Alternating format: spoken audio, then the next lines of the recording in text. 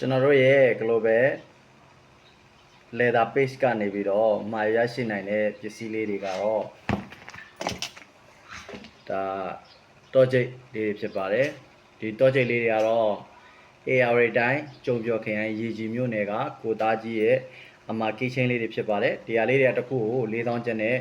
ကျွန်တော်စီမှာဝယ်ရရှိနိုင်တာဖြစ်ပါတယ်အချိန်တစ်ပတ်အတွင်းရရှိနိုင်တာဖြစ်ပါတယ်ခင်ဗျာဒီဟာလေးတွေကတော့ round စစ်ကိုမှဒုအကြီးနဲ့ပတ်စံရာစည်းအုပ်2အုပ်နဲ့ဖုံးအပါတစ်လုံး special ဆန့်တဲ့ဒီဇိုင်းဖြစ်ပါတယ်အလဲကောင်မှာလည်းဇစ်ထောင်အိတ်ပါတဲ့အတွက်ကြောင့်မလို့ပိုးတိုင်ရွှေငွေရတနာနဲ့စာများကိုဇစ်ထောင်အိတ်ကနေပြီးတော့လုံခြုံစွာထည့်ပြီးအသုံးပြုလို့ရတယ်တလုံးကို2,600,000ကျပ်ဖြစ်ပါတယ်ဒီအသားတော့မရရှိနိုင်တော့ပါဘူးတပင်းတခြားအသားတွေနဲ့ရရှိနိုင်ပါတယ်အသားမတူတဲ့အတွက်ဈေးနှုန်းတွေလည်းမတူနိုင်ပါဘူးခင်ဗျာ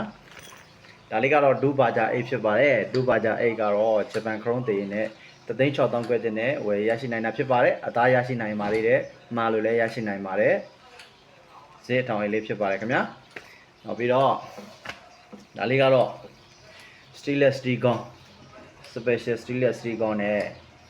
ခပတ် size အကြီးဖြစ်ပါတယ်နော် size အရှည်ဖြစ်ပါတယ်ပြက်ကတော့တစ်လက်မကွဲပြက်ဖြစ်ပါတယ်အလျားကတော့ဒီကောင်တော့ size အကြီးဖြစ်ပါတယ် size သေးပုံမှန် size ဆိုလို့ရှိရင်3,000,000ကျပ်နဲ့ဝယ်ရရှိနိုင်တာဖြစ်ပြီး size အကြီးကတော့ကျွန်တော်စီမှာ3,600,000ကျပ်နဲ့ဝယ်ရရှိနိုင်တာဖြစ်ပါတယ်နှစ်ဖက်လှဖြစ်ပါတယ်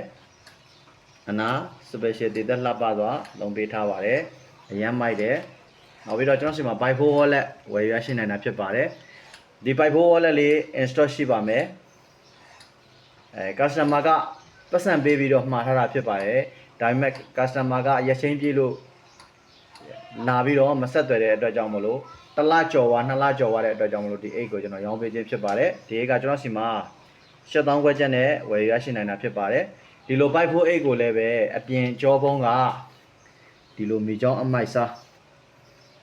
ကြောဘူးပတ်အချမ်းကအမိုက်စားနဲ့အပြင်အတွင်းကနေပြီးတော့နွားသေးနေလည်းမှာရရှိနိုင်ပါတယ်